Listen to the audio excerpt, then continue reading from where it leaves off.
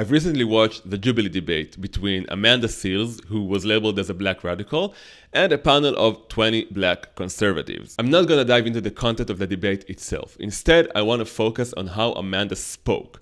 What really stood out to me was the violent and disrespectful way she allowed herself to speak toward the other debaters. Just take a look at this. Black culture is toxic. And let's get on the fact that there's no fathers so in white the black culture home. Let's talk stop, about that. Stop. Who do You're we vote talking for? to a radical, not a Democrat. The radical mind state simply is living opposite to our colonizers, which is an imperialist, capitalist mind state, and radical blacks do not believe that that is any way for us to have liberation. Well, here's So what when you you- all keep no, doing. no, no, no, You just keep give me- interrupting me when Well- I'm talking, and you don't want to hear the But the point that I'm point going to you're- make. the point that and you're yet you want raising- me to respect your point. And that's not how a debate works. If I show you respect, give me the respect back. Ooh, I knew I was going to be surrounded by ignorance, but damn, let's go. Now, I'll admit, I haven't seen that many Jubilee debates, but I have seen a few. Ben Shapiro, Jordan Peterson, Charlie Kirk, Michael Knowles, and I can't recall a time when any of them, certainly not if they weren't attacked first, but even when provoked,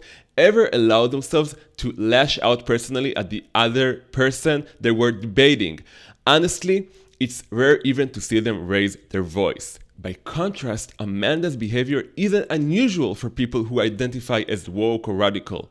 I've seen the same kind of discourse in debates Shapiro or Kirk have had on college campuses, resorting to name-calling and more broadly using ad hominem attacks, going after the person rather than the argument.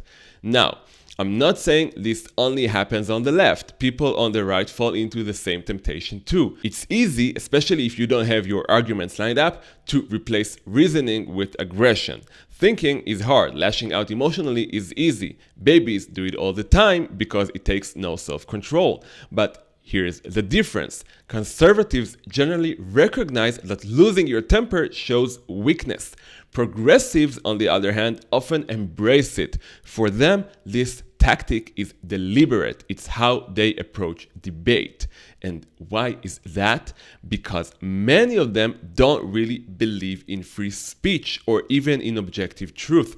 Debate has a long and respectable tradition in the West. It reflects the belief that truth matters, and the way to uncover truth is through free speech. Debate, in that sense, was a kind of sacred practice, something bigger than just winning an argument. People were guided by the pursuit of truth, and so they were willing to rein in their impulses out of respect for that higher goal. But progressives like Amanda often reject the very idea of objective truth. If there's no truth, then free speech doesn't serve the pursuit of truth. It's just a tool for exercising power in a war of narratives. And in that framework, the question isn't which claim is true, but whose narrative does this serve?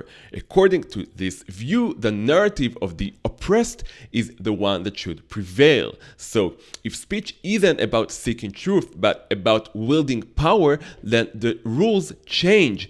Anything goes, and because they see themselves as one with their narrative, any opposition to their claims feels like an attack on their very existence. In their minds, speech that challenges them becomes an existential threat, and therefore violent responses become justified.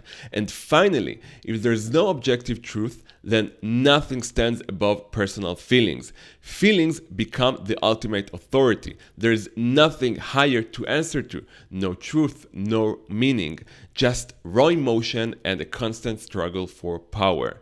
And that's why Amanda spoke the way she did, violently, emotionally, without restraint. Thank you for watching.